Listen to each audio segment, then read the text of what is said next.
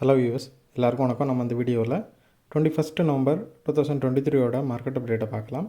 அப்புறம் stocks, SBI life insurance, HDFC life, Adani enterprise இதெல்லாம் இதுக்காக ரேலி ஆச்சுது. பிபிசிஎல், ஓஎன்ஜிசி, கோல் India இதெல்லாம் இதுக்காக டிக்ளைன் ஆச்சுது.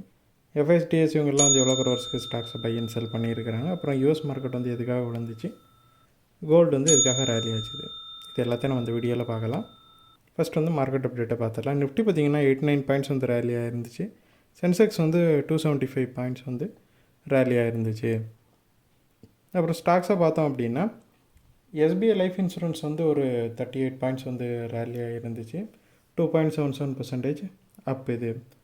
ஸோ இது எதனால் பார்த்தோம் அப்படின்னா 2 நாளைக்கு முன்னாடி வந்து மார்கன் ஸ்டான்லி வந்து ஓவர் வெயிட் ரேட்டிங் வந்து எஸ்பிஐ லைஃப் இன்சூரன்ஸுக்கு கொடுத்துருந்தாங்க.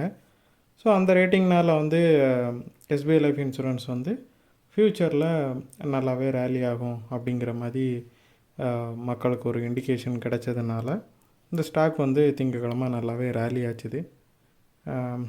அதுக்கப்புறம் பார்த்திங்க அப்படின்னா திங்கக்கிழமைல அது வந்து வெள்ளிக்கிழமை நல்லாவே ரேலி ஆச்சுது. ஸோ அதுக்கப்புறம் பார்த்திங்கன்னா அது 52 வீக் ஹை கிட்ட போயிடுச்சு. அதனால் ப்ராஃபிட் புக்கிங்னால நேற்று வந்து ப்ராஃபிட் புக்கிங் நடந்துச்சு. எகைன் மறுபடியும் இன்றைக்கி பார்த்திங்கன்னா கொஞ்சமாக ரேலி ஆகிருக்குது விழுந்த இடத்துல இருந்து. அப்புறம் ஹெச்டிஎஃப்சி லைஃப்பை பார்த்திங்கன்னா ஒரு 15 பாயிண்ட்ஸ் வந்து ரேலி ஆகிருக்குது. ஸோ இதுவும் வந்து சேம் ரீசன் தான். இதுவும் வந்து வெள்ளிக்கிழமை வந்து எஸ்பிஐ லைஃப் இன்சூரன்ஸ் ரேலி ஆகிறப்போ எல்லா லைஃப் இன்சூரன்ஸ் கம்பெனிஸுமே நல்லாவே ரேலி ஆச்சுது. ஸோ அதனால் ஹெச்டிஎஃப்சி லைஃப்பும் நல்லா ரேலி ஆச்சுது. நேற்று அதே மாதிரி எஸ்பிஐ லைஃப் மாதிரி இதுவும் ப்ராஃபிட் புக்கிங்கில் விழுந்துச்சு.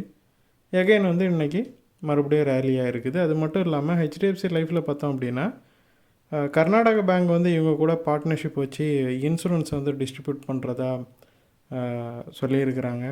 ஸோ இந்த நியூஸ் வந்து 2 கம்பெனி, அதாவது 2 பேங்க்குக்குமே வந்து ஒரு நல்ல பாசிட்டிவான நியூஸாக பார்க்கப்படுது. ஸோ அதனால் வந்து ஹெச்டிஎஃப்சி லைஃப் வந்து நல்லா ரேலியாக இருக்குது. அப்புறம் அதானி என்டர்பிரைஸ் பார்த்தோம் அப்படின்னா 46 பாயிண்ட்ஸ் வந்து ரேலியாக இருக்குது. இதுக்கு ரீசன் என்னன்னு பார்த்தோம் அப்படின்னா அதானி என்டர்பிரைஸ் வந்து எஸ்டர்டே பார்த்திங்கன்னா புதுசாக வந்து சுப்ரீம் கோர்ட்டில் ஹிண்டன்பர்க் கேஸ் ரிலேட்டடாக வந்து ஒருத்தவங்க அப்ளிகேஷன் ஃபைல் பண்ணியிருந்ததுனால விழுந்துச்சு அதானி என்டர்பிரைஸு. பட் இன்றைக்கி பார்த்தோம் அப்படின்னா அவங்க வந்து புதுசாக மக்காவூரில் வந்து ஒரு புது சப்சிடரி வந்து செட்டப் பண்ணியிருக்கிறாங்க. ஸோ இந்த நியூஸ்னால நேற்று எவ்வளோ விழுந்துச்சோ ஏறக்குறைய அந்த அளவுக்கு ரேலி ஆயிடுச்சு. அப்புறம் பிபிசியில் பார்த்தோம் அப்படின்னா 4 பாயிண்ட்ஸ் வந்து விழுந்துருக்குது. அதுக்கு ரீசன் என்னன்னு பார்த்தோம் அப்படின்னா இது வந்து பார்த்திங்கன்னா 52 வீக் ஹையில் இருந்துச்சு. ஸோ Q2 ரிசல்ட்டுக்கு அப்புறமே வந்து நல்லாவே ரேலி ஆகி நல்லா ஒரு ஷார்ப்பான ரேலியை காட்டுச்சு பாசிட்டிவ் சைடில். அதுக்கப்புறம் பார்த்திங்கன்னா க்ரூடோட ப்ரைஸஸும் வந்து நல்லாவே விழுந்து 80க்கு கீழெல்லாம் போயிடுச்சு. ஸோ இதெல்லாம் சேர்ந்து பிபிசியில் வந்து 52 வீக் ஹை கிட்ட போயிடுச்சு. அதுக்கப்புறம் வந்து ஒரு ஃபியூ டேஸாக வந்து ப்ராஃபிட் புக்கிங் போயிட்டுருக்குது.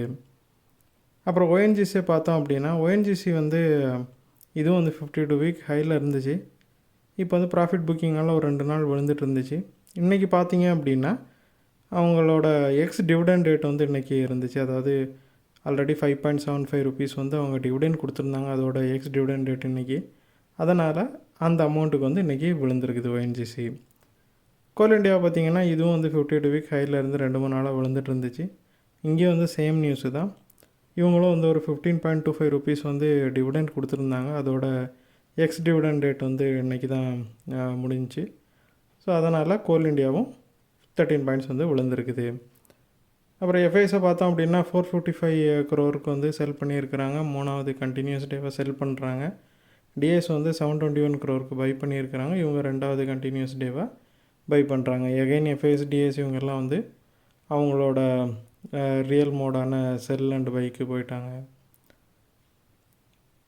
அப்புறம் யூஎஸ் மார்க்கெட்டை பார்த்தோம் அப்படின்னா ஒரு 62 பாயிண்ட் டவ் விழுந்துச்சு. S&P 500 9 பாயிண்ட்ஸும், நாஸ்டாக் வந்து ஒரு 84 பாயிண்ட்ஸும் வந்து விழுந்துருந்துச்சு. ஸோ இதுக்கு ரீசன் என்னென்னு பார்த்தோன்னா ஃபெட் மினிட் வந்து ரிலீஸ் பண்ணியிருந்தாங்க. ஸோ அந்த ஃபெட் மினிட்ஸை பார்த்தோம் அப்படின்னா அவங்க என்ன சொல்கிறாங்கன்னா எந்த ஒரு ரேட் கட்டுக்கான பாசிபிலிட்டியும் அதில் தெரியலை அந்த ஃபெட் மினிட்ஸில். ஸோ ரேட் வந்து ரொம்ப நாளைக்கு இதே மாதிரி ஹைலேயே இருக்கும் இன்ட்ரெஸ்ட் ரேட்டு அப்படிங்கிறது மார்க்கெட்டுக்கு கொஞ்சமே தெளிவாக புரிஞ்சிருக்குது அந்த ஃபெட் மினிட்ஸில் இருந்து பார்க்குறப்போ. ஸோ அதனால் பார்த்திங்கன்னா யூஎஸ் மார்க்கெட் வந்து ஒரு சரிவு தான் செஞ்சிச்சு. ஈவன் தான் வந்து மைக்ரோசாஃப்ட்டும் என்விடியாவும் நல்லாவே ரேலி ஆச்சு. என்விடியா வந்து நல்ல ரிசல்ட்டை போஸ்ட் பண்ணியிருந்தாலும் கொஞ்சம் விழுந்திருக்குது யூஎஸ் மார்க்கெட்டு. அது மட்டும் இல்லாமல் இதோட இம்பேக்டாக பார்த்தோம் அப்படின்னா கோல்டு வந்து ஒரு 20 பாயிண்ட்ஸ் வந்து ரேலி ஆகிருக்குது. கோல்டு வந்து 2000 கிட்ட போயிடுச்சு. 1.01% இன்றைக்கி ரேலி ஆயிருந்துச்சு.